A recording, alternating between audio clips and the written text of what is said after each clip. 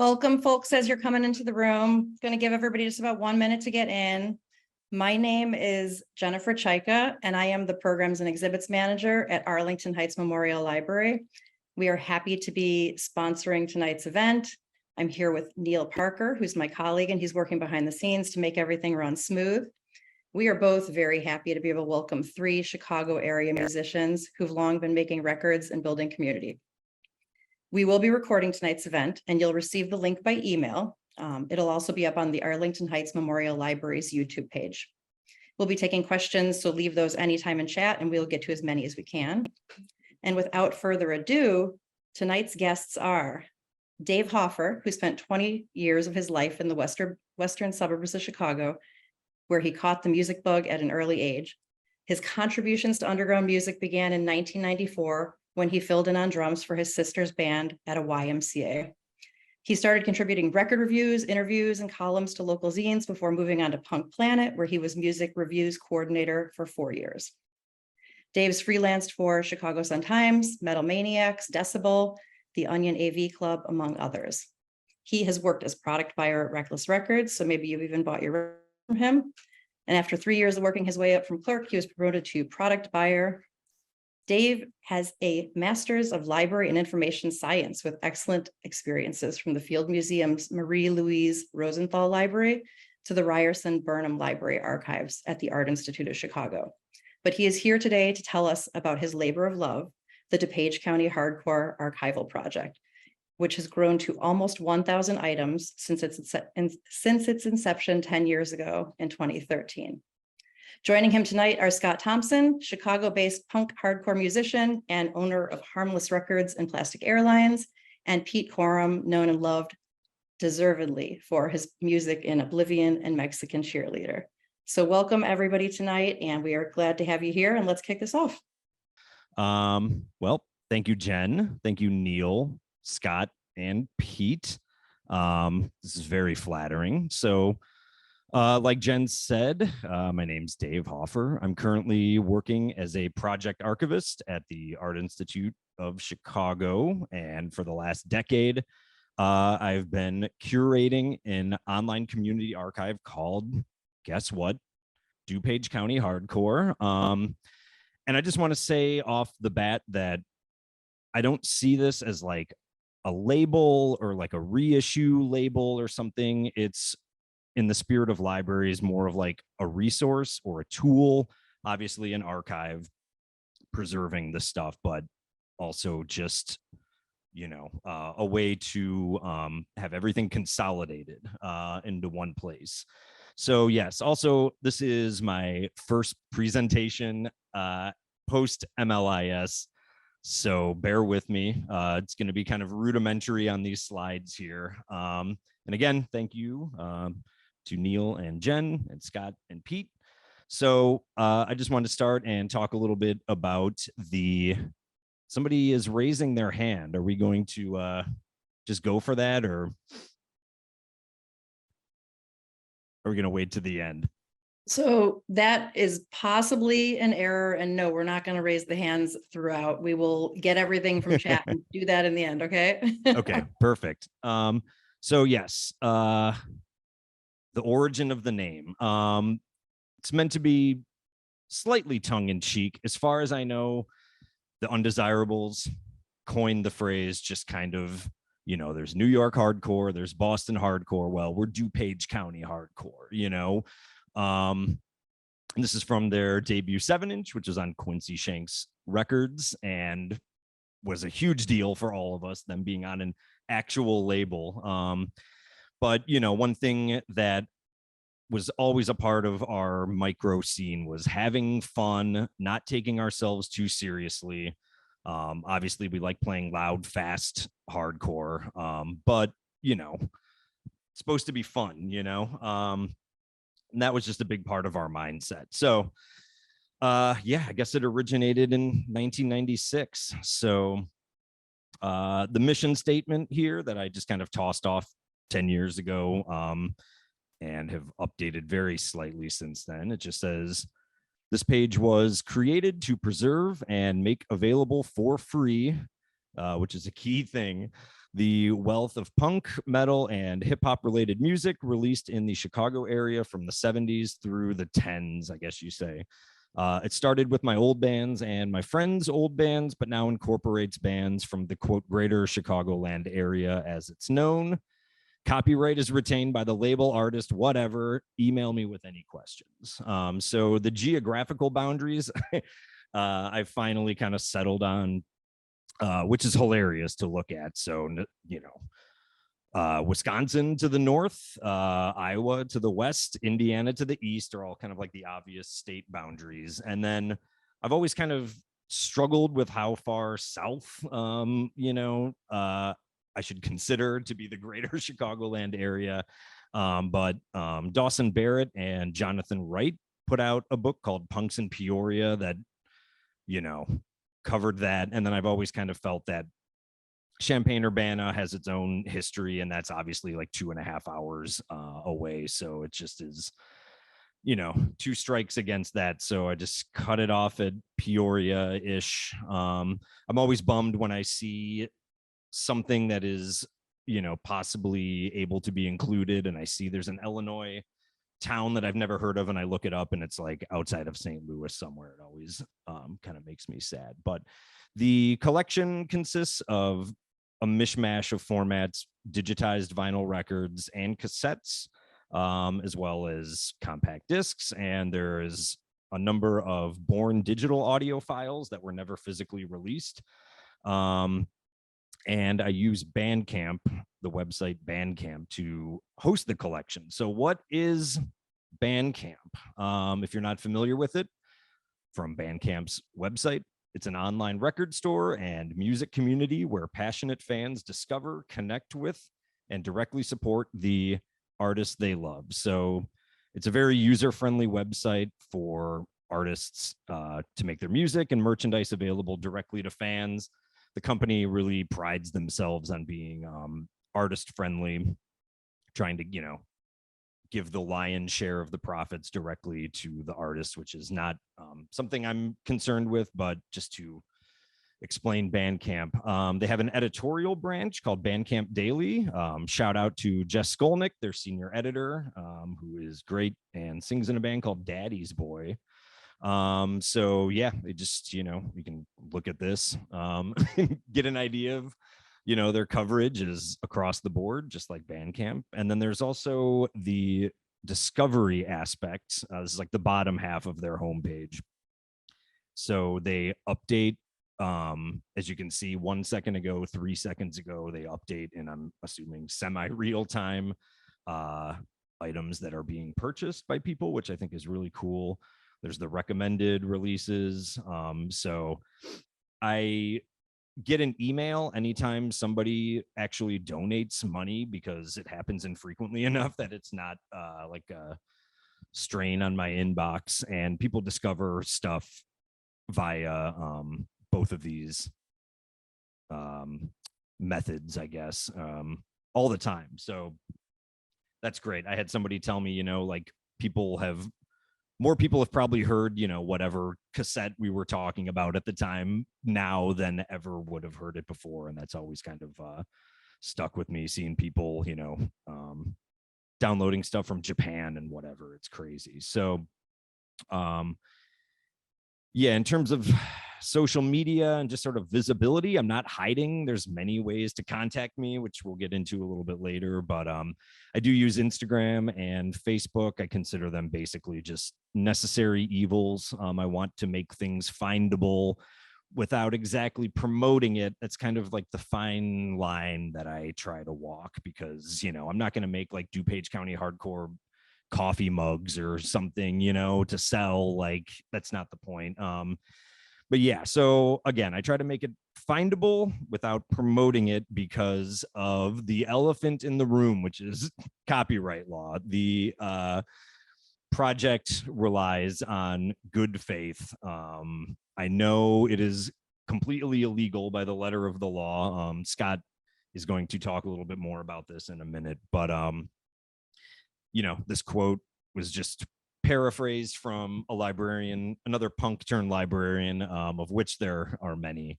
Basically just, the idea that you print up 7 inches or CDRs or demo tapes or whatever with the idea just to kind of make a record of this thing, not really with an intention to profit from it or even sell it possibly.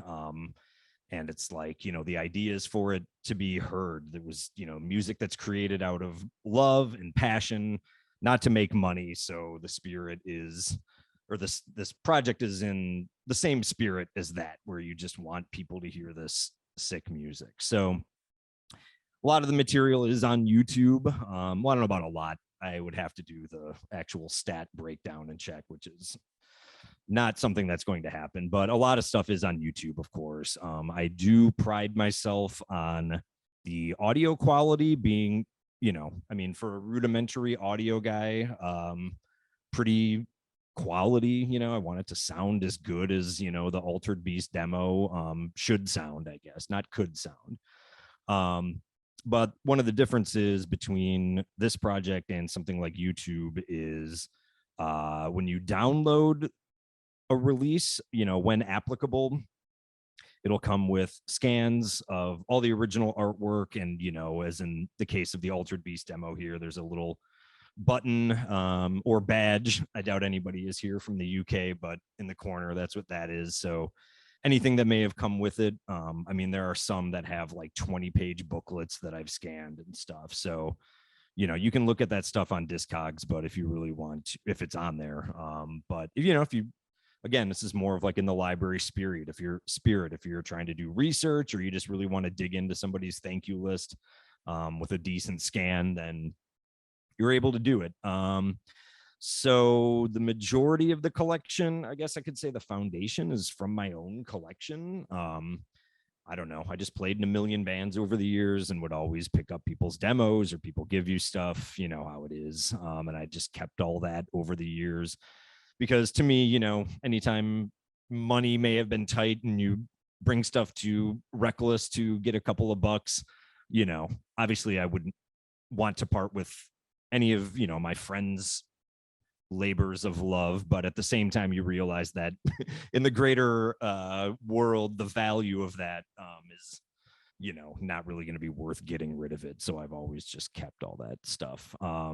Several people have lent me and sent me things, which is great. You just get like the random plastic jewel bag of a bunch of like tapes and 7 inches and whatever that people have in a crate somewhere that I'm more than happy to go through. So again, so back to the like legality aspect of it. So within the copyright law, this is something I had my antenna attuned to in my library program. Anything that would relate to DuPage County hardcore, basically. So within the copyright law, there is the Fair Use Act, which has 4 tenets, I guess. The first one, basically the archive exists in a gray area of copyright, which again, Scott's going to get into, but this is, kind of like the dry portion. So bear with me here, but the first thing to consider is the purpose and character of the use, including whether the use is of a commercial nature or is for nonprofit educational purposes. And then obviously the character of the use, I try to put forth as best I can, like I've explained, nonprofit. And it says additionally, quote unquote, transformative uses are more likely to be considered fair. Transformative uses are those that add something new with a further purpose or different character and do not substitute for the original use of the work. So a very simple explanation would be like a cover song. You do an acoustic version of a deicide song. It's transformative. You can put it on your album, I guess. In this case, a lot of the items that are on the page were never released digitally. So it didn't really dawn on me until several years into doing this that I've just been creating new editions of a lot of these previously analog only items. And so one thing that's been happening in the past couple of years, which is very interesting, is there are 2 prominent user generated music databases. So one of them is Discogs, which we're looking at here, which covers all sorts of music. The other one is the Metal Archives, which is the heavy metal database, which we'll get to in a second. But I did not make this page. This is actually a little bit out of date. It's over 200 now. Here it says 108, but there is somebody out there that is very into essentially archiving my archive. They are very into what they consider to be net labels, so internet only record labels, which again, I don't consider this to be a label, but I see where, you know, this person would be coming from. So they are adding to Discogs all of the digital editions of things that I have put on Bandcamp, which is crazy. And then also on the Metal Archives site, again, I did not make this. Somebody did this. They emailed me, and in the case of the Metal Archives, was emailed specifically saying, "Is this legit?" And I just, you know, had to type out the thing. I should probably have like a form response, but I try to be personable, you know, and typed out a big thing just saying no, but it's just this good faith thing, but they are technically not legit, you know. So somebody has been adding all of the metal things, which, by the way, anybody that's listening to this, I need the person that just has like the creative old Chicago metal demos, because there's not enough metal in the collection. So anyway, here's a little glimpse of this. I tracked down the guy from Catacomb Abyss, which is the one at the bottom, just because I had a copy of that tape in high school and was like, oh my God, I need to find this. He actually sent me a sealed copy of it that his dad dug out of the basement, apparently. So that was fun.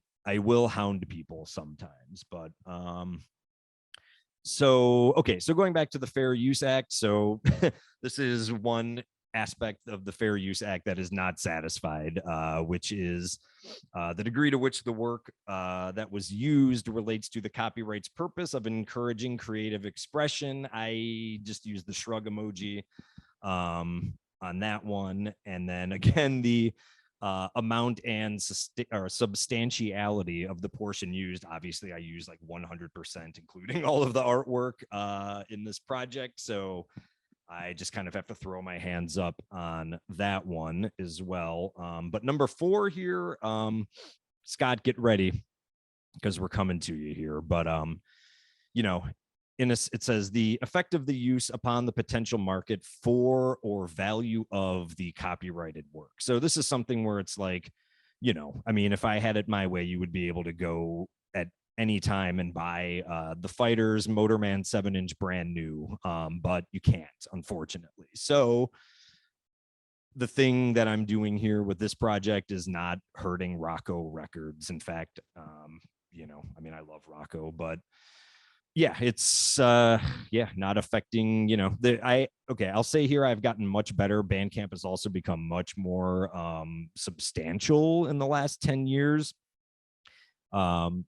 Previously I was pretty loosey-goosey because most things were not up in any sort of legitimate fashion, but there is about 50 legitimately available releases in the collection. And so these are things that either early on I was just stupid and did not realize that they were up legitimately, or have since become available legitimately. So for example, Underground Communique put out the Roundhouse discography, you know, so I still wanted to have it up there. So I forget, I think I may have actually put this one up and then didn't remember that Justin had done the CD version, so changed it. But what I'll do in this instance is put a link into where you can go get it legitimately, and then the tracks, you're able to stream them, but any sort of like paying or downloading function is disabled.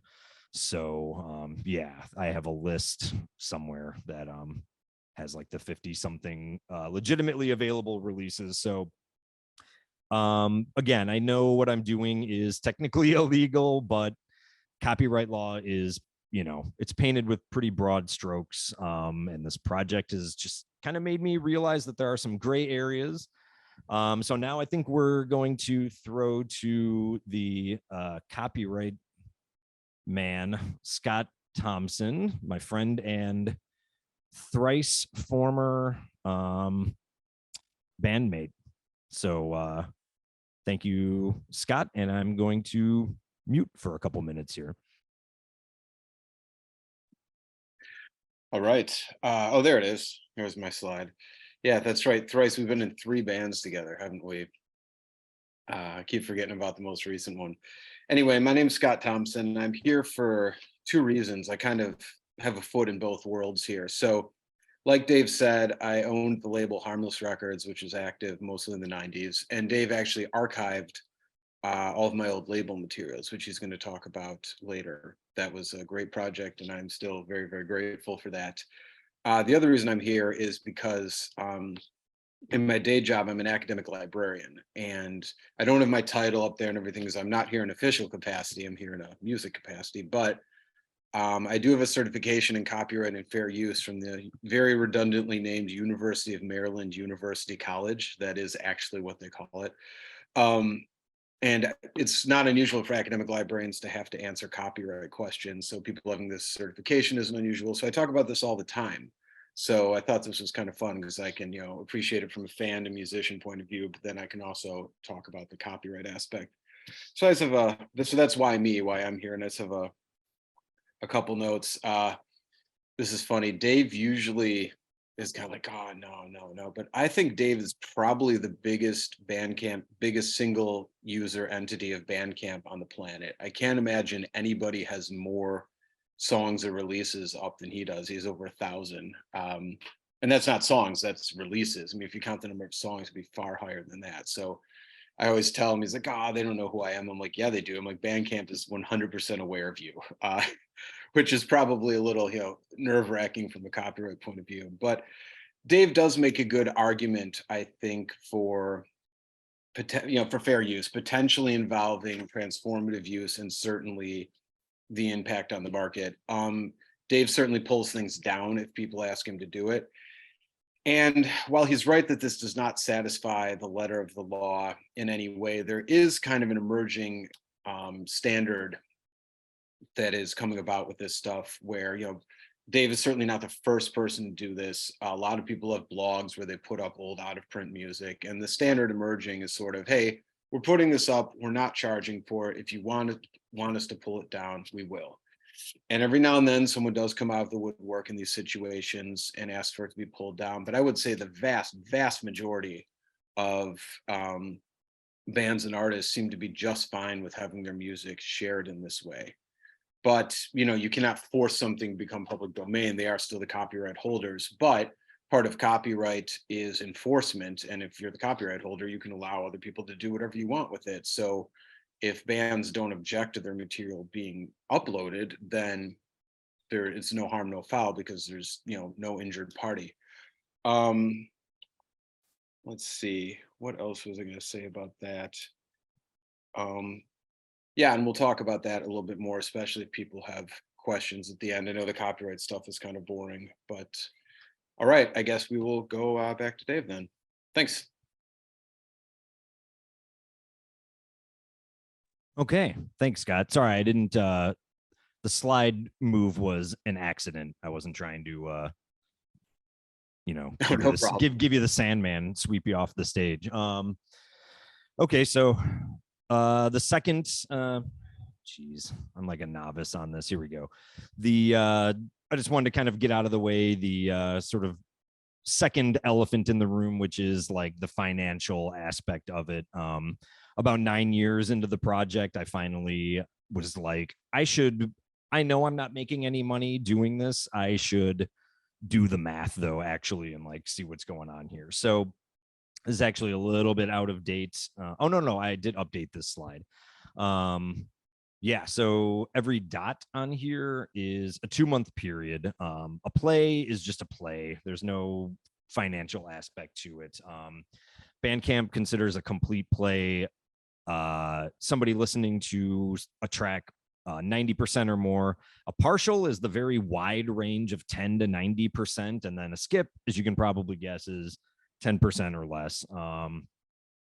So yeah, I just had the highest amount, or the highest 2-month period, which is 29,845 plays in 2 months, in January and February of this year. So that's pretty crazy. The chart seems to be trending in the proper direction.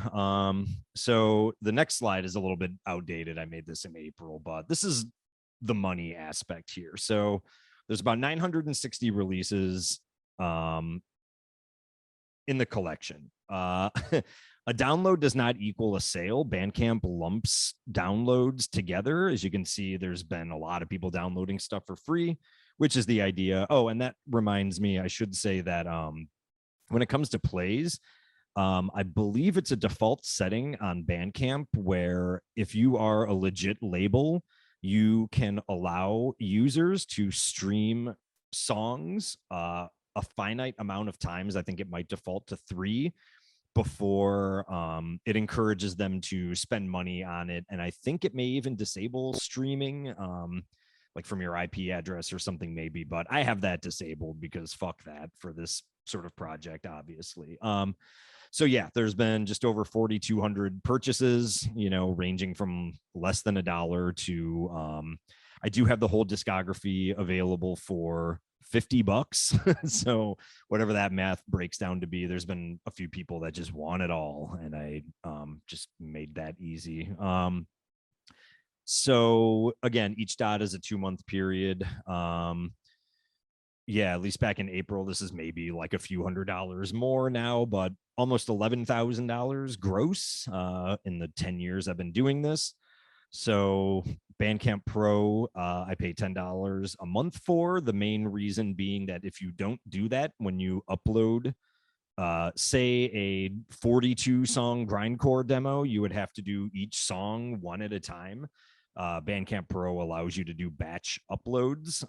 There was a period for several years where I would just sit there and do a track at a time on, my day off while I was just doing something else, playing video games or something. But yeah, once the chart, I guess around 2019, a little bit of money started coming in, I just started to invest it back into the page. So another expense is the additional free downloads, where Bandcamp will give you 200 free downloads per month, and that I believe counts for either a track or an album, I think. But regardless, you can pay $20 to get 1,000 more of those. So as far back as I could find paperwork, I had spent $340 on buying more free downloads. Once, when there was maybe a couple hundred releases up there, I let the free downloads, I guess, expire, get down to 0. And Bandcamp will then default every album to $7 and every track to $1. And they had no back end way to just revert everything back to 0. So I just had to sit there and change everything physically back to 0. So now that there's almost 1,000 things up there, I try to keep the downloads in stock. Because you could spend $50 and get 900 and whatever things, or you could download all of them individually, and I just want to be prepared for that. So yes. And then during the pandemic, Bandcamp started what they call Bandcamp Fridays, where they waive their cut to support artists, which made me feel more guilty than normal. So I just started donating that money to NIVA, the National Independent Venue Association, for I guess a year. And then after that, just started directly donating to small Chicago venues. I think maybe the most was like $200. The least I remember was like maybe $15, but they were still like, we need a new mic cable, this is great. And then some venues requested that I just donate the money to a GoFundMe supporting somebody maybe from the music scene or whatever. And I would always just donate in the name of DuPage County Hardcore. And then I do have 2 records from Up Jumps the Devil Records. I have the Hate Wave LP and the Milai LP, which are both great, but they're just old dead stock. And yeah, Brian and I just have that up there to help him unload these awesome records. So $233.88 of that money was from the dead stock. So if you look at the money, $8,600 net, and then if you do the math retroactively, it adds up to not very much considering the amount of time. Or I also have reinvested money buying things off Discogs.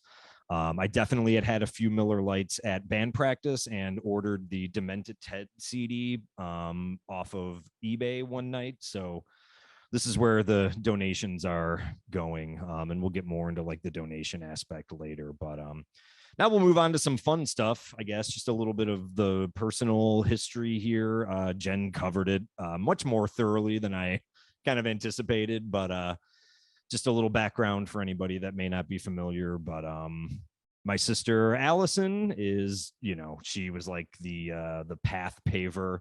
So here's the two of us in 1994 in my hand-me-down Crudos t-shirt, which I remember her being like, "You're into metal, like you would probably be into this." She again, she paved the way personally and professionally because she was another punk turned librarian. So when the early to mid 90s, she was pretty active around. She would do these drawings of bands, included here in the Bollweevils' first LP, and very full circle-y, the Oblivion full-blown Grover 7-inch. But she played in bands like American Mosquito and the Flim Flams, which was her and most of the Vindictives and Joey's wife, Jenny, who never played a show, but that record is awesome. Some like kind of like new wave, like B-52 style weirdness. And another fun full circle thing here in the contributor list to an old Underdog zine, we can see Allison, no last name, and then 3 from the bottom, our own Pete Kourim, also contributing to Underdog. So so I pretty much did the same thing. So the first show, which again Jen brought up, I filled in on drums for her band. We just went with a one-off name called the Teenage Backstabbers. You can listen to our first practice on the Bandcamp, which is a tape that I've saved forever. But No Empathy canceled. I do have a version of this flyer with No Empathy's name crossed off and our name just like written on in a Sharpie. Lugosi, I do not know anything about this band. So if anybody has like the Lugosi tape, I would love to hear that. And then Double Odd Buck, which was Bob Fogerty's band. And I'm pretty sure I know who else was in that band, but I'm a little like nervous. I don't want to guess and say the wrong thing, but Bob was the singer in Ivy League and also a great band called Smug. And also, a friend of my sister and somebody that I thought was just like as cool as could be when I was 13 and still do today. But, at the time it was just like, wow, these guys seem like larger than life. And yeah, I would like to say that for the record, this show was filmed by the Byrne brothers. Mike Byrne actually played guitar in this band. And to this day, I have never seen that video, despite numerous attempts to get a copy of it from the two of them. So I don't know if this will help swing the pendulum in that direction, but I would love to see that video someday. So yeah, flash forward like 20 years. Scott and I were in a band. We made baseball cards for one of our records. So this was mine. It's just like a mimic of the 1986 Top series, if anybody's wondering. But played in a bunch of bands, said yes to everything, basically. Yeah, Jen said all this already. I worked at Punk Planet, wrote for a bunch of random zines. I worked at Reckless for 15 years. And so, it was somewhere around, 2013 that I had the idea, basically, where I was, when I wrote for Punk Planet, I had a big old like cassette recorder that I would do interviews on. And just, was doing a little house cleaning, thinking like, well, I don't want to get rid of these, but I'm never going to listen to these again. But it just feels weird getting rid of them. And so my friend Zach, who was in last in line on guitar, he taught me the basics of digitizing analog media using Audacity. And I just started digitizing all these old interviews. I would just let each side go and just create MP3s. And then I did get rid of the tapes because I have no use for them. But then, I was looking at my tape rack and thinking, I wonder if, Todd and Jeff from Last in Line may not have, well, they may not have even anything to play a CD or a cassette on. It might be fun to upload these for them to download somewhere. So yeah, like in the mission statement, I said it started with my own band. So, these are probably the first two things I put up. I don't know if there's a way I could check, but I started with things I knew would be fine. Initially, I may have even just flirted with the idea of doing YouTube, but wanted people to be able to download copies for their personal use and libraries. So the whole first wave of things that I put up was just all people that I was still friends with or other bands that I had played in, things I knew were certifiably out of print. And not, available, and fairly certain that nobody would come like kick my ass from any of these bands. And I included the cassette compilation in the bottom right-hand corner here because the letters in the X, even though Glenview is one word, this is supposed to be for Glenview Hardcore, but it's a DuPage County hardcore tape. I'm not really sure like what's going on with that, but the idea being that every once in a while, like, the idea of DuPage County hardcore as like a real thing was out there. It wasn't like one of us putting it on something you would hear about it. It was just kind of funny. So yeah, then after that, the second wave of stuff I put up, which is what I like to affectionately referred to as the old DuPage youth crew. When we were like juniors and seniors in high school, there was all like the Strength in Numbers and Hostage Situation guys and like John Caution and all of them that were like 4 years behind us, just kind of like I was, 4 to 6 years behind my sister and her friends. And yeah, they would just like come to shows and go crazy, and then eventually started their own cool bands. So I figured again, this was like safe territory. Went through all of my stuff and uploaded all of that, and then eventually kind of got to a point where I was like, oh yeah, there was all of my sister's friends that were in awesome bands like Ivy League and One Nation Under Silence, the first 7-inch I ever owned. Again, thanks to my sister being like, you're into metal, you should definitely check out Silence. And now being friendly with the guys from that band just kind of blows my mind. Also, what blew my mind was being in a bookstore and looking through a Dungeons and Dragons Dungeon Masters guide or some kind of D&D book, and seeing that image from the Silence 7-inch is staring me in the face. And I was like, oh, that's fun. So yeah, I had talked to Doug from Underdog and just kind of gave me carte blanche to, like Scott did with the Harmless stuff, to upload any Underdog stuff I could get my hands on. Part of me still thinks the best thing that could possibly happen would be for Ben Weasel to realize that Teenage Slumber Party is on my page as part of the first Octung Chicago comp and to like make a big deal out of it. But I think overall I would rather not have that happen. But eventually I started to come across some stuff that I feel was kind of like, well, the Bhopal Stiffs are punk, but more like proto-punk kind of things from the 80s. And then in this instance of Ground Zero from the late 70s, they were a band from, well, they recorded in Wheaton.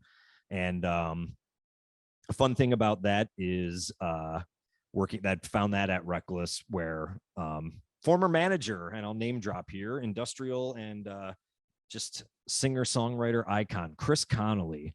We would joke about Wheaton all the time just due to the fact that it's a very religious community and, just like as suburban as it can get, so a lot of Wheaton jokes being just thrown around as like kind of a suburban catch-all. But he walked past a pile of records one day and said, oh, this says Wheaton, Illinois on the back of it. Sure enough, this Ground Zero record recorded by Mike Salvatore, who went on to do a significant amount of video game scores like for Halo and stuff. So I emailed his website right then and there and was like, hey, check out this crazy thing that we have. And he wrote me back almost immediately, which was funny, just being like, wow, that is crazy. But he was somebody that had a home studio in the late 70s, which was obviously not as common as it is today. So yeah, eventually when I got to my LPs, I put that one up there, and it has a song called The Back Streets of Lombard on it, which is just especially DuPage. So very fun. But then, there is other stuff. I wanted to give a shout out to Chris Gilbert and Alona's Dream Records. Recently, he's put out some more quote unquote recent things, like I believe it was the Life Sentence demo, or some unreleased tracks from Life Sentence that he put out legitimately. But he had also released this, which was John Belushi's band from high school when he went to Wheaton Central High School, the Ravens. And this is just, like 60s garage rock. So I consider this to be outside of my purview. But, it's just kind of funny that there's always been stuff going on in old DuPage County. So yeah, after I started putting up more like proto-punk stuff from the 80s or in the late 70s, I had sort of avoided bigger name bands, like let's just say Apocalypse Hoboken, because they are very supportive of the page. And I shied away from some of that stuff because I just thought of them as like quote unquote Chicago bands. And then just sort of, was probably looking at Boogada Boogada Boogada one day and was like, Screeching Weasel's address is in like Hoffman Estates or something. Like they're, these people in these bands are from all over the place. So like, what is a Chicago band, And then just kind of went to fuck it mode where I was like, these Sidekick Kato albums are out of print, let's the Hitmen, and I guess that's on Rocco, but still, the Blue Meanies, who seem to be, they're a good example of a band where they had no Bandcamp presence up until recently. The only thing they had available was the Postwave, which they owned, and some Postwave demos. But neither of their two albums on Thick were available. And I guess maybe because they're doing their reunion show or something, they have started putting things up. And then on my page, I've disabled the downloads and put a link to their official Bandcamp. But yeah, stuff like the Ground Rule double comp, it's just sort of like flirting with, people maybe hearing about it. But I just, like Scott said, there have been very few instances where I'll get an email and somebody will say, yo, don't do that. And I just immediately say, okay, do you want the files for your own page? I don't know. So yeah, the process, this is something that goes back to the financials where this takes forever.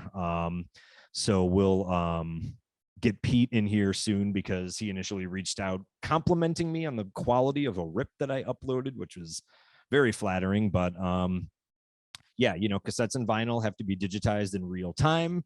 CDs, obviously, you can rip much faster, but cassettes, I always do the whole thing just in case.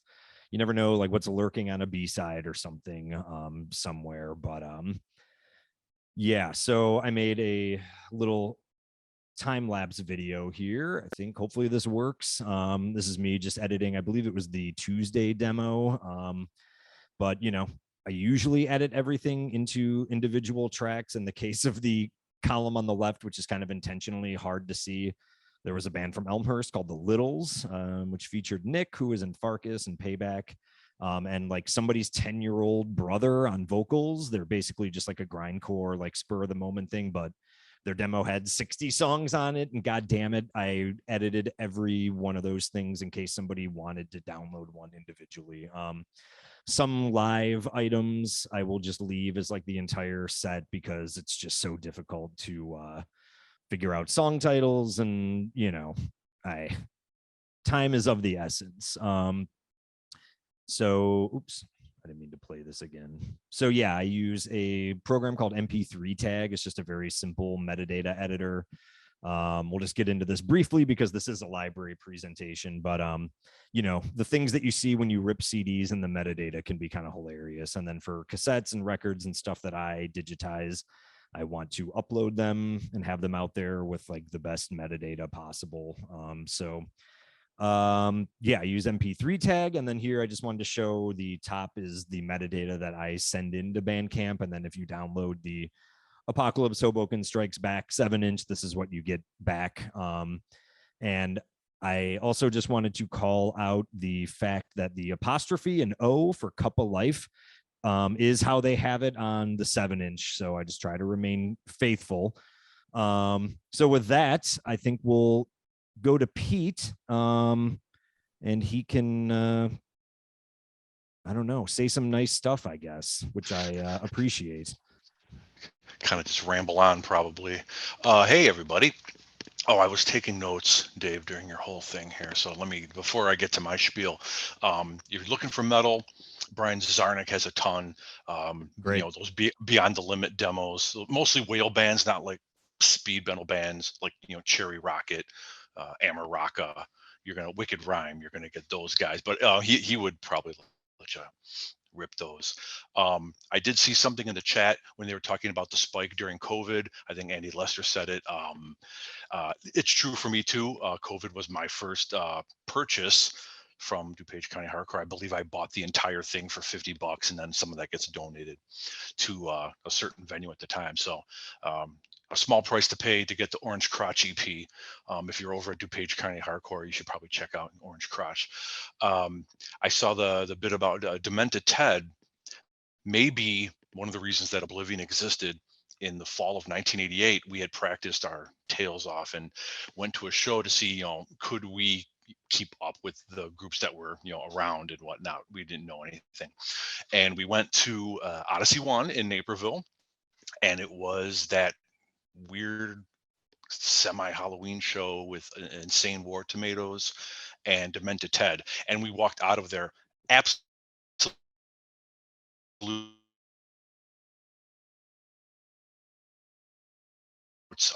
as it was mentioned before.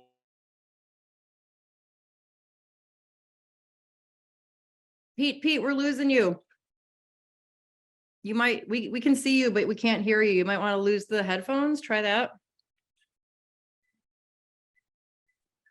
We lost you when you talked about walking out from Demented Ted, and absolutely, and then you cut off. If you can hear us. Yeah, Demented Ted, Brian's Basement. We got all the classics coming out.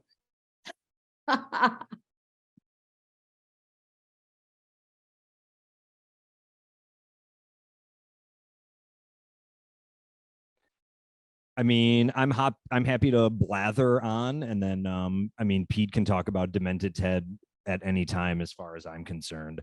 Let me know what you want to do. Go with it, Dave. Resume, Okay. Right. and Pete, jump in whenever Yeah. we Pete, hear your just voice. We'll tell you. Yeah, just interrupt me. Oh, here he is. Am I back? You're back. Okay. I need to talk very slowly, or I think it overrides my very slow internet connection. So I just won't freak out so much. As it was mentioned, I do a lot of work with, or I did a lot of work with Underdog Distro. They sold all of our records and a bunch of all the other ones that were around in the area. It's nice to see that a lot of that stuff is preserved at DuPage County Hardcore right now.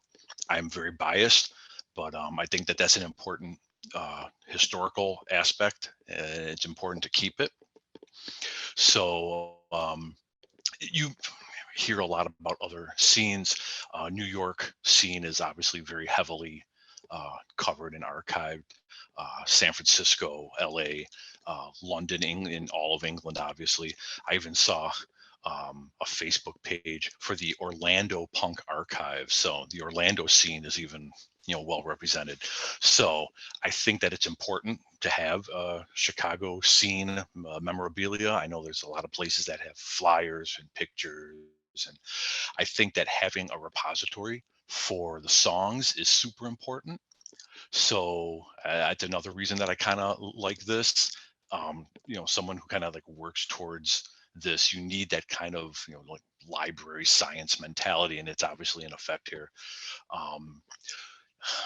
There's a lot of cliches and tropes that come through here, DIY and grassroots labor of love. your punk rock family. I always used to say punk rock saved my life, and I do believe it.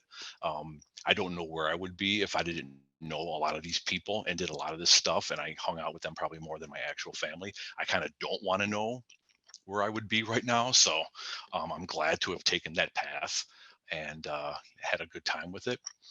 Um, you also see that this is very much a labor of love, that this is not something that, Dave's getting paid for at all. It's I don't think any of us went into this thing thinking that we were going to be topping any charts or taking baths in money. So it was for the fun of it. We met a lot of people, went a lot of weird places, and it's the memories that are kind of priceless. So there is that pride in it. The archive gives a chance to pass that on. Obviously, Dave's got all eras represented here, and it's growing, so that's awesome. I do want to go back to the quality aspect, because actually one of the reasons that I got into this was a download, which is ironically not on there anymore. The artist told him to take it down, but I had a turntable with an MP3 converter, and I was taking a lot of my 7 inches and ripping them, because you're not going to get them any other way. And I was putting them to a thumb drive and putting them in my car to listen to. And his version of the song was so much better than mine. I don't know, what kind of low end or equalization, or he just got a better copy than me.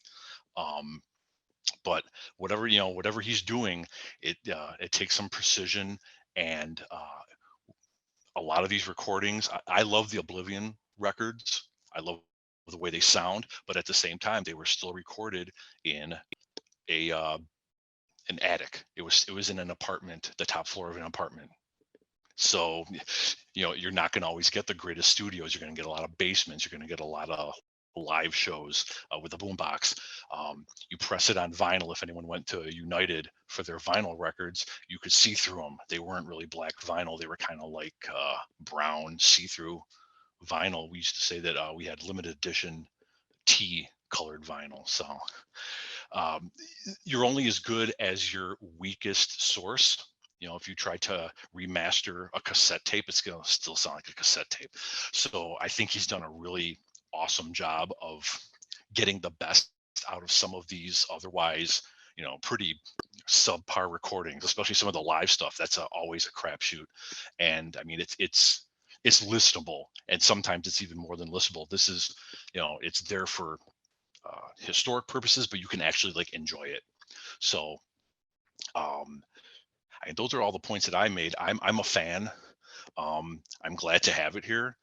It's kind of a one-stop place to listen to stuff and kind of remember, have some fun.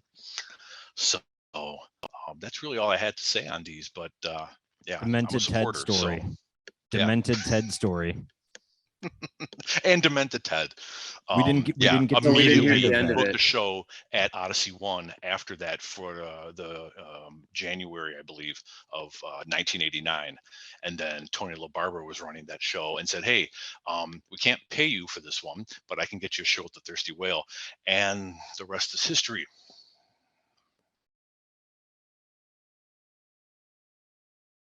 Thank you. That's awesome. Okay, well, I'm just gonna blaze through the last couple thing here. I wanted to talk a little bit just about limitations of Bandcamp. In a perfect world, I would have created some sort of unique database or something, a website for this, but instead I'm using Bandcamp and hoping they don't ever just pull the plug on me. But yeah, so just to highlight some of the limitations, which I wish I could. Basically, the whole idea is I wish these weren't limitations, so I could get across even more, because there's been some confused people over the years that stumble upon it and are like, why are you selling my stuff? And I have to explain the whole thing. And I just wish, it was a little more out there in terms of it just being Pete said, this labor of love and this kind of library, this archival collection. So the mission statement that I read at the top of the presentation is completely cut off when you go to the website. So It's not immediately obvious like what this is. And then you're allowed to put whatever it is, these 5 links in the right column, but you are not able to rename them or elaborate on them. So I don't know that people realize there's kind of like a few other branches to this project. Just stuff that I've come across over the years. So we have the first link tree. This is mostly during the pandemic, I guess. Or no. I'm sorry. This is a link tree where as bands started to put stuff online or already had a presence, you know, I just made a link tree with links to all of their Bandcamps and websites and whatever. This still gets added to when I come across something, you know, like, oh, Lunkhead started a page, and then, you know, I'll add it to the list. But yeah, you would never know that by looking at it. Is kind of the going to be the recurring theme here. So on Flickr, I scanned and uploaded all of just kind of my own personal archive. When it came to flyers and stuff, I mainly just saved stuff from all of the stupid bands that I've been in. Although we do have an album here by Violent Feedback, who were a band from like the Wheaton, Glen Ellen area, and somebody that just wrote me randomly saying, hey, I have some pictures and stuff if you want to share them. So I did. This doesn't really get updated too much. I would love to expand it with photos and stuff, but yeah, I don't know. We'll see about that.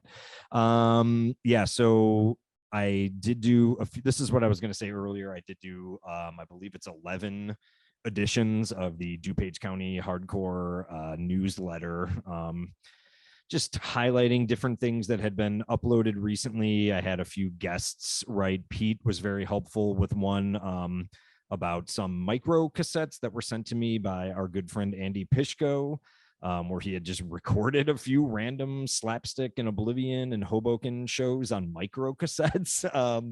And so I had him, he wrote out like the whole story of it. And I, you know, edited that a little bit just for, you know, readability, and sent it out in a newsletter with links to everything.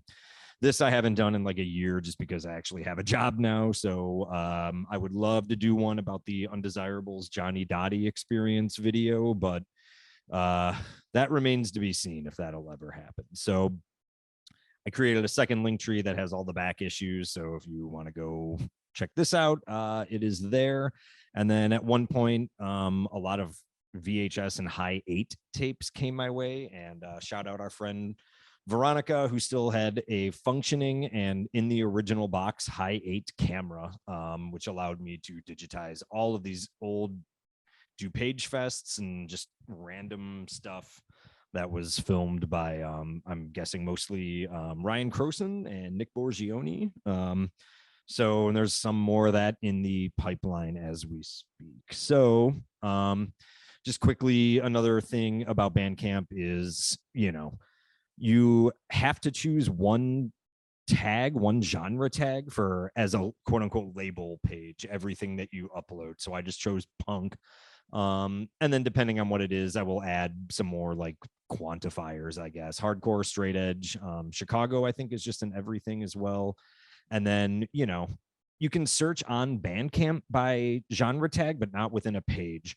So I just keep everything alphabetically because that's really the only way to do it. And then, yeah, when it comes to release date, I always just put January 1st, and the year is the important thing. But again, you can't sort by year, which I think would be cool if it was like a little more robust. Like show me, you know, ska punk from 1997 only, but we can't do fun things like that. So, you know, nitpicks. I'm just happy to be there. But yeah, again, I don't really promote the page. This is kind of crazy. Very flattering, of course, and I'm happy to do it, but just crazy.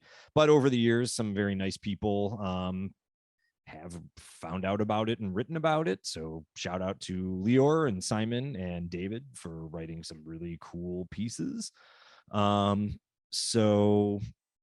At one point, I believe it started with Mike from the Monsignors sending me like 8 Monsignors live recordings.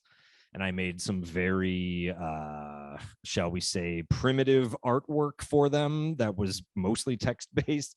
I don't think there was any like clip art images or anything, but I sent it to him like, hey, I was just thinking about this to kind of, just get the main points across. And he was like, oh, it's got a VML vibe. And I said, oh my God, you're right. So of course, with, his blessing, I just took that idea and ran with it. And now any live releases that come my way that weren't, like Adam Smasher released a Live at the Fireside Bowl cassette, but that had artwork and everything. So that's up there as is. But a lot of these things, were just like maybe a John Emerson recording on a cassette, or the Monsignor stuff, I think may have even been recorded digitally. So like Born Digital, anything like that, I just add to the DC Live collection, which is up to like, I think 42 or 43 things now. So just another little like fun thing.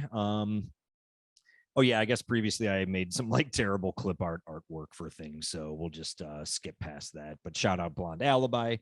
So here, before we go back to Scott to talk about the Harmless Records project that we worked on, thought I'd just show some fan mail. So here was, and I got permission from these people. So, yeah, the drummer for Brass Knuckles from Tough Guys, who were incredible band, and very nice guys. And I believe it was Errol Scholl lent me their demo tape, which I had never seen before. And I uploaded that. And then I also had, just through friends back in the day, a bunch of alternate takes of songs from their album. So I uploaded both versions of that. And actually 3 of the 4 guys from Brass Knuckles wrote to me and were like, holy shit. So that was very flattering. Here, the original singer of 30 Seconds Deep just wanted to say thanks. And so he sent me a cassette duplication of the 30 Seconds Deep demo, along with a photocopy of the cover. So basically he just created another copy of their demo and sent it to me so I could upload it. So that was fun. And then this is just from a random person who discovered this band The Further Along, which I was actually in at one point, full transparency, but got better when I left. And yeah, shout out Scott and Lindsay and Drew and everybody. But yeah, they just found the random Further Along stuff. And yes, there was actually video footage I could point them to. There were physical releases. These were all questions I could answer for this person. So it's just pretty flattering. So we'll go back to Scott here. I guess he can just kind of talk about the project that we worked on with his incredible label, Harmless Records. And we'll go to the next slide here while he talks. So take it away, Scott. If you're predisposed with a child or something. Okay, no, you're here.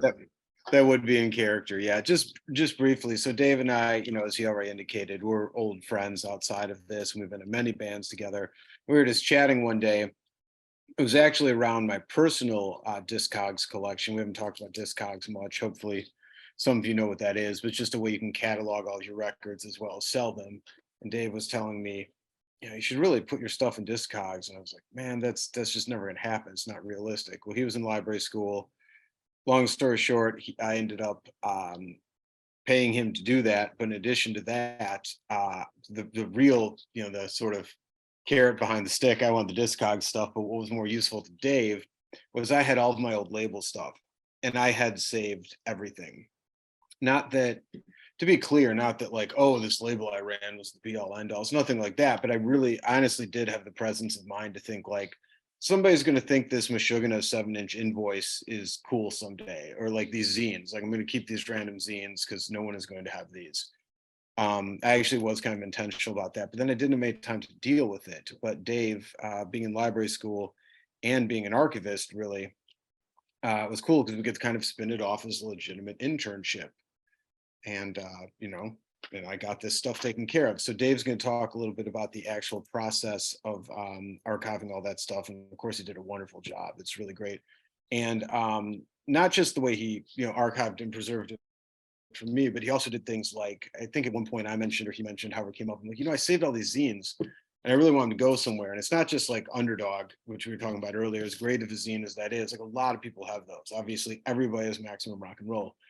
more like this more obscure stuff I have. And Dave had the right connections. DePaul University has a zine library, and I was able to, once he cleaned it up and cataloged it and organized it, which you can see on some of these upcoming pictures, I was able to donate all of that to DePaul and get it to a place where it might be usable for some other folks as well. So yeah, I think that's enough for an intro. So Dave, please tell them what you did.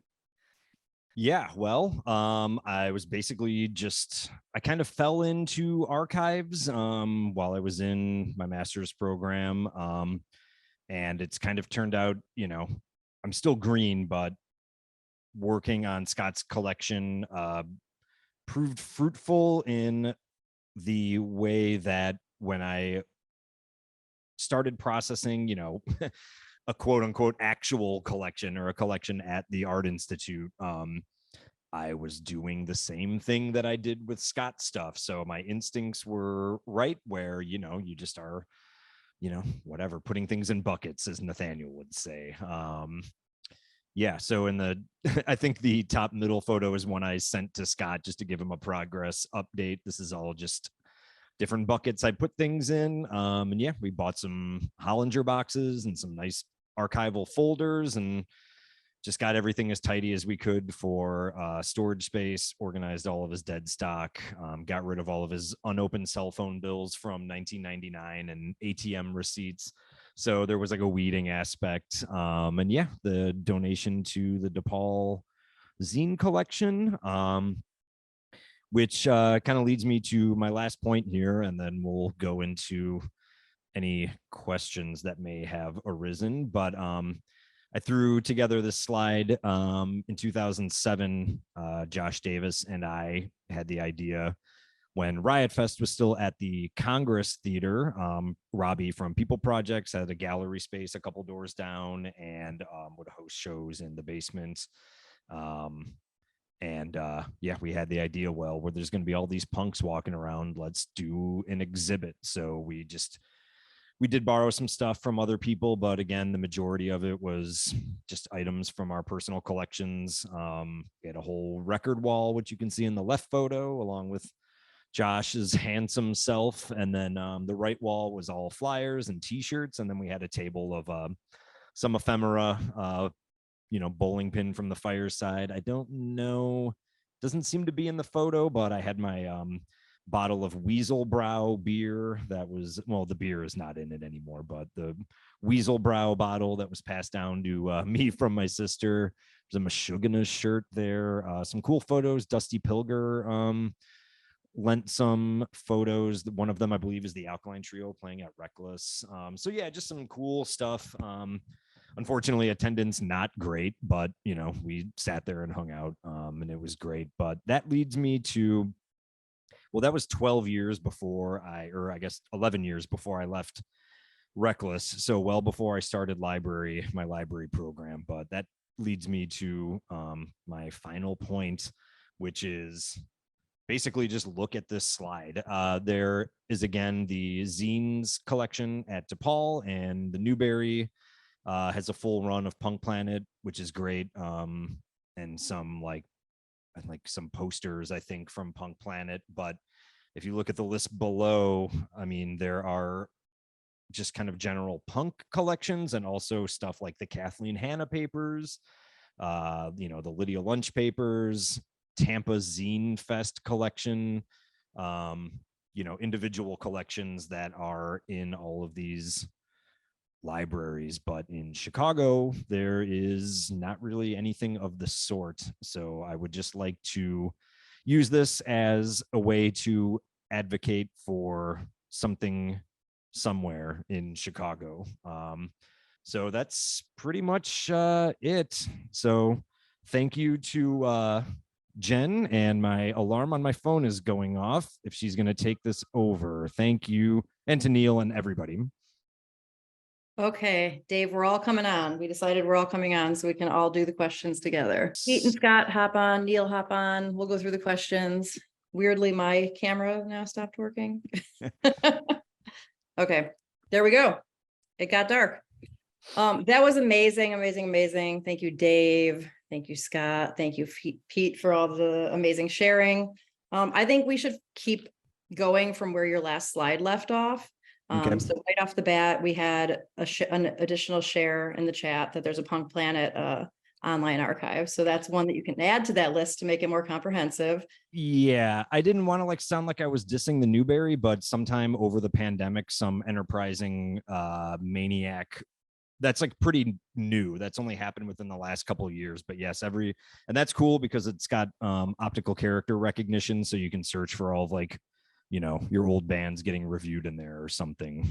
Nice. So what are the other things that are bubbling around that are beginning to compile some of these Chicago scenes and histories, or what's missing and what really needs to happen to compile, you know, some of these scenes and histories differently in addition to what you're doing? I mean, I'm thinking like we just had a really cool book, photography book. That was a really nice one by Marty. Why am I forgetting Marty's last name? Marty Perez. So that one had a really nice overview of a lot of music that came from Chicago, but very different scenes.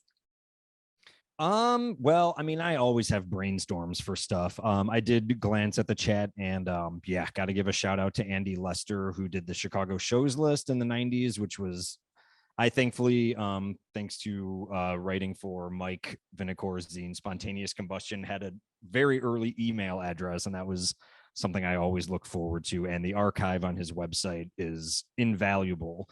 And I've thought, you know, it might be fun to use some of that data and create like a Chicago shows database, like as a research tool where you could filter by venue and like year, date range, you know, by band, obviously, or artist, I guess. But I mean, I think in the library world, the biggest hurdle is that there needs to be a home for it.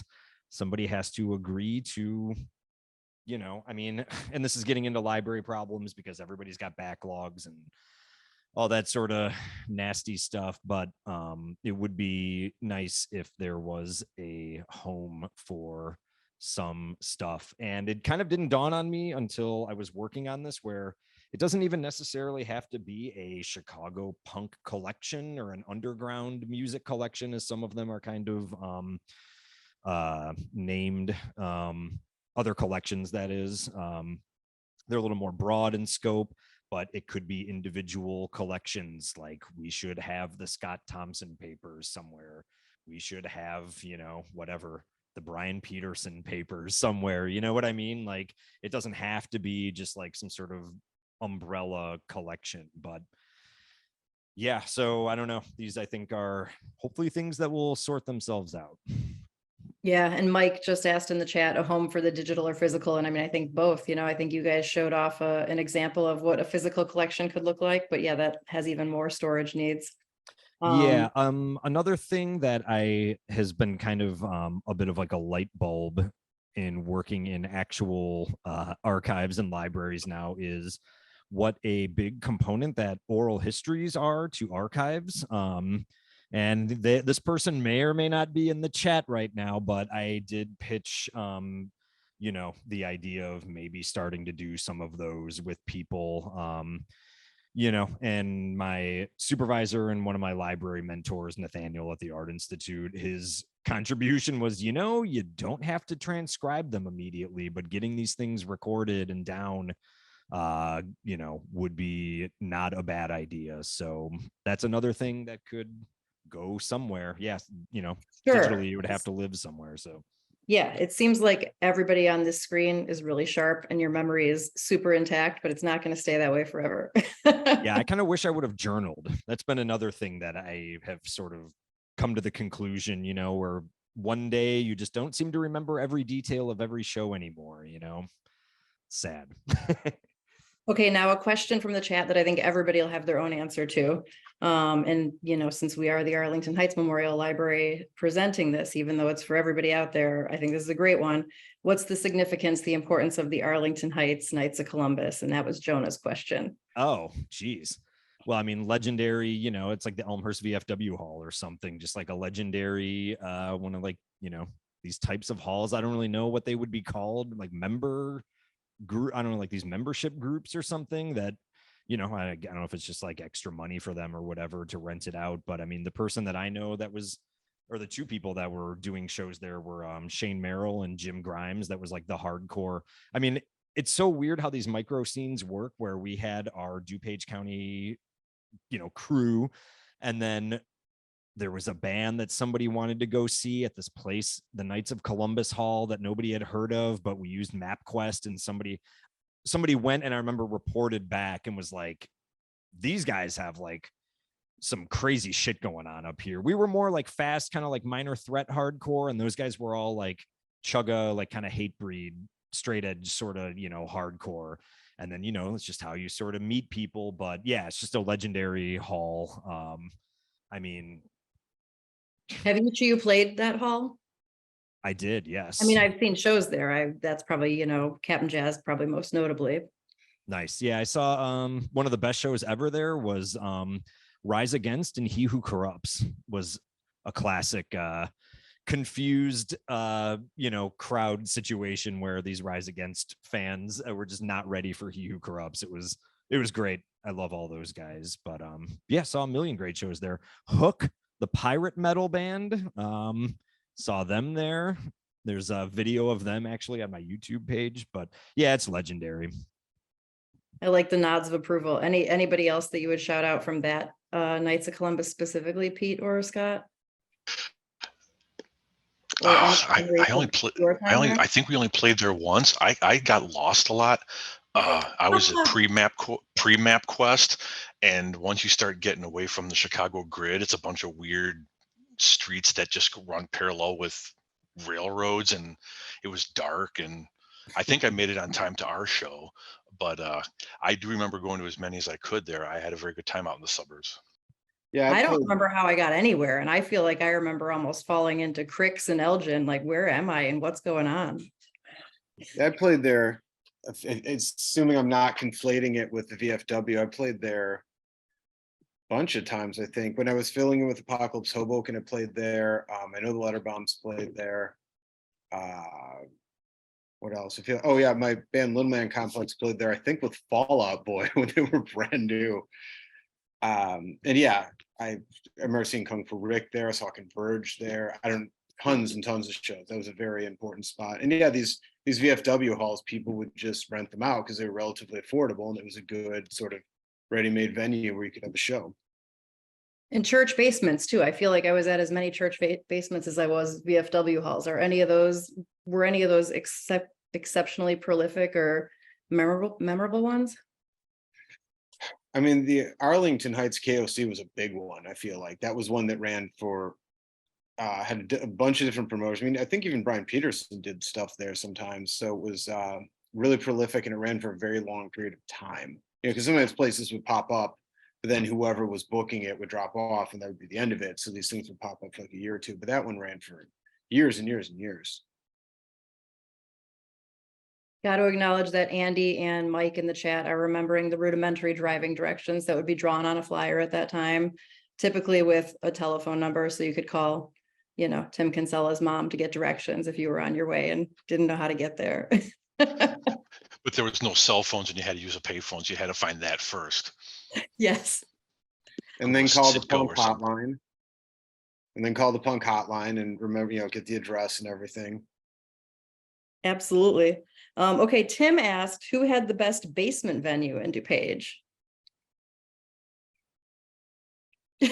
Is that similar? That's easy. Different? That's easy, That's actually. easy, okay. I feel bad kind of dissing my friend Todd, where a lot of great shows in his basement, but I have to give the nod to Ben Rose, actually original Fall Out Boy drummer, Ben Rose.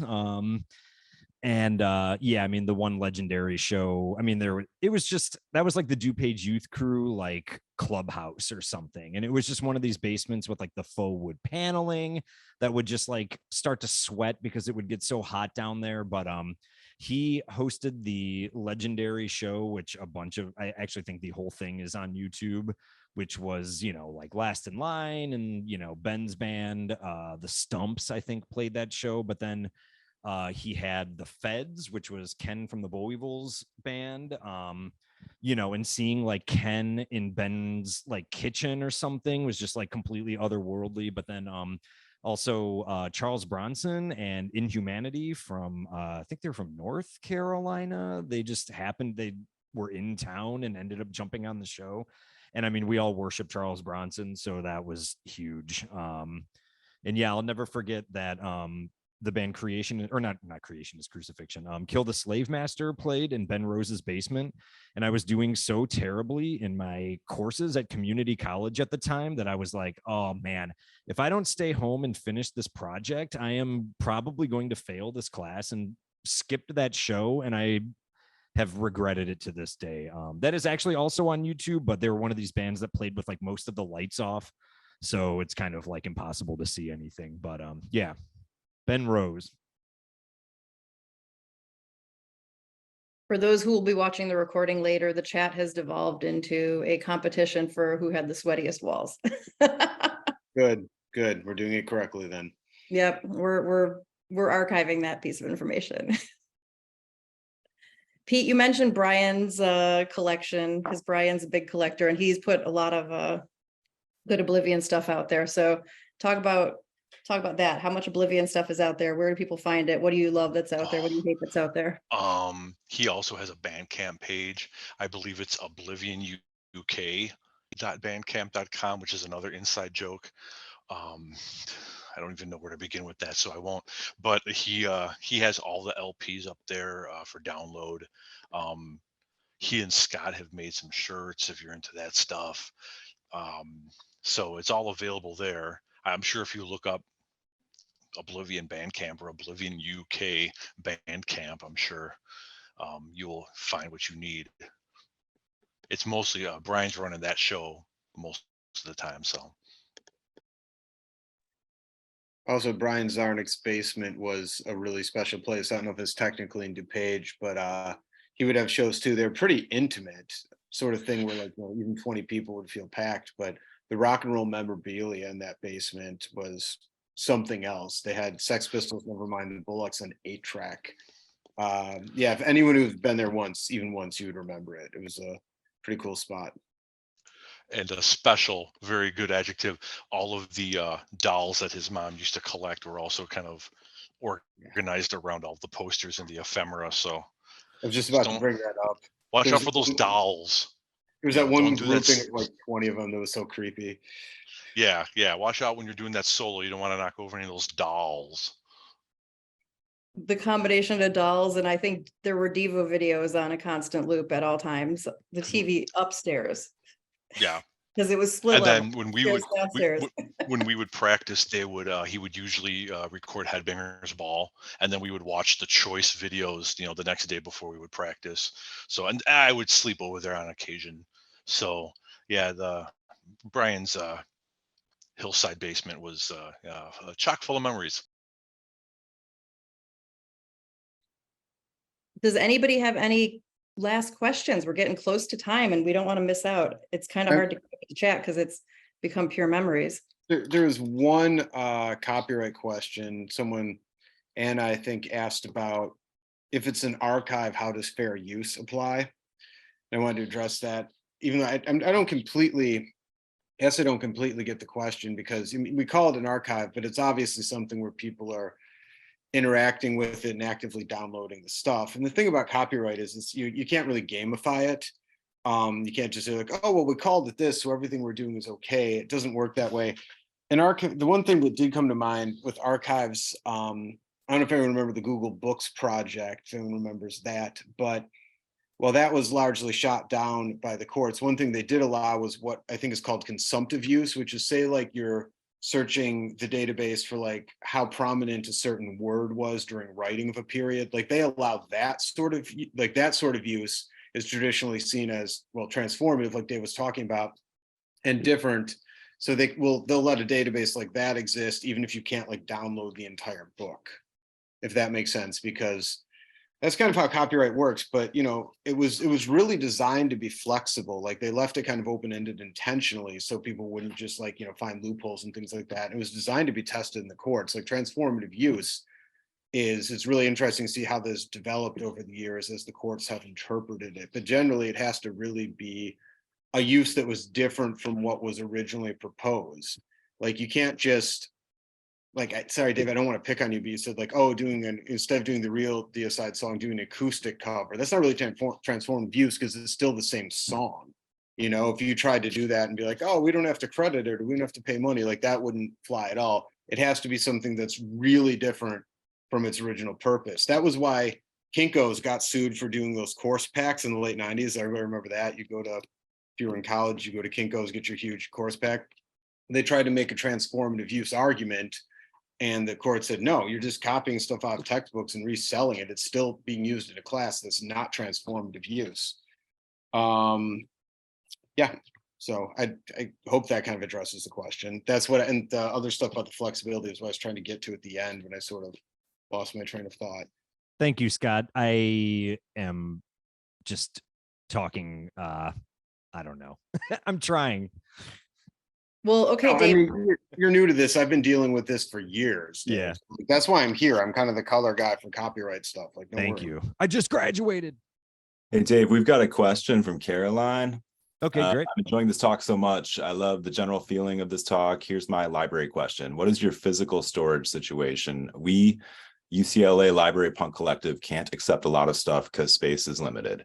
You've inspired me because let's try to have LA Punks donate digital stuff. Plus, a lot of folks here want money for their stuff, so it's a no to them. So do you have a lot of stuff in physical storage? I guess she's asking me personally. I think so, yeah. Yeah, I don't know. I mean, I have like the only CDs that I kept pretty much were, again, just like local stuff that would kind of fall into the friends, and it, you know, wouldn't have much like resale value. And, you know, I don't know. I mean, you can kind of see behind me, there's records, they take up space, but stuff's always kind of coming in and out. So I don't have like, you know, a storage space somewhere or anything like that. It's still enough that it's manageable. And you have to remember that there, you know, I thought about breaking down the numbers, but I just did not have it in me. But you know, a chunk of the collection that's on Bandcamp is stuff that was just lent to me. Like this, I think somebody mentioned Luke Skywalker in the chat, or Pete Skywalker. But he very nicely lent me a big old bag of tapes and 7 inches, but I don't keep that stuff. I just do my thing and then return it to him. So everything that's on there is also not still like physically in my possession. So yes and no. Okay, I have a personal question, because when I used to see shows over at the Knights of Columbus here in Arlington Heights, you know. Oh, like she's asking not about personal storage, but if your institution provides you with storage. No, my job has absolutely like nothing to do with this. Although I will say that No. I think she means in your library environments, Caroline. I think okay. The libraries you've worked in where you've done archiving projects, what is the storage situation like there? Well, you know, I can't really answer that question, to be honest. I don't feel like I have enough knowledge of that at the Art Institute. I mean, I see kind of what we have, but we also are going to be shifting stuff and things will be rehoused. I can't really speak on like the available linear feet. That's that's above my pay grade. I'm sorry, I don't have a better answer for that. No, that's okay. Caroline, if you want to drop your email in a private message, please. yeah, I can try and connect you with some people too that might be able to answer that. And good luck with your archive. It sounds freaking amazing.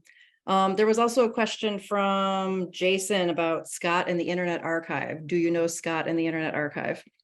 I mean, I know of the Internet Archive, you know, like we were talking about earlier, every issue of Punk Planet is up there, and I'm pretty sure every issue of MRR is up there now too, which is awesome. That would probably, you know, again, I flirted with the idea of, and you know, I actually haven't checked this, but if somebody were to digitize all of the Underdog zines, that would be like the home for it, I think, you know. So yes. Okay, so we got a call for a new project. We want to digitize the underground zines. I have one last question for you, Dave, and that is just when you were working at the record store, how much did that help your collection? How much did that help you build the collection? And did a lot of that go to DuPage County Hardcore, to the archive? Oh, it helped. You know, I mean, that's like one of the classic perks of working in a record store where you don't make a ton of money, but, you know, you get first crack at a lot of stuff. So, and I wasn't, you know, I mean, you could be like a real hawk working there. And I really kind of like stuck to, well, what I could afford, obviously. But yeah, there was all sorts of things that came through there that were just kind of like, yeah, very helpful. You know what I mean? So yes, it was quite helpful. I mean, I think of certain things where there was like the second undesirable 7-inch 4 years. And this is the other thing too, is working in a place like that. It's kind of like the Voltron thing where, I have my sort of like specialty knowledge. Some people knew soul music very well, jazz, whatever. So, when 4 7-inch boxes of 90s hardcore would come in, although it wasn't my job, technically, of course, I would be more than happy to do a look through and be like, this is super common, this is rare, would just kind of like do a sort to help out my coworkers. And in that, yeah, I remember seeing like, and I have it now still, but a copy of this undesirable 7-inch that must have been some sort of like test print where it's just like it's like a 2-color cover, like black and white and blue. And this is like this kind of rainbow wash, it must have been some sort of just like misprint or something. I'd never seen another one like that. So of course, I bought that. Yeah, so it was helpful is the short answer to that. Excellent. Okay. Do the three of you have any last words? We hit 8:30 and we don't want to keep people beyond, but this has been really, really energizing and awesome. And thank you everybody for being so active in the chat. We will send you the recording. Neil or I will get an email out to you in the next few days. Just going to do a little brushing up on that, get it to YouTube and send it out to you. So share with anybody else that wanted to be here or wants this content that didn't have a chance to see it.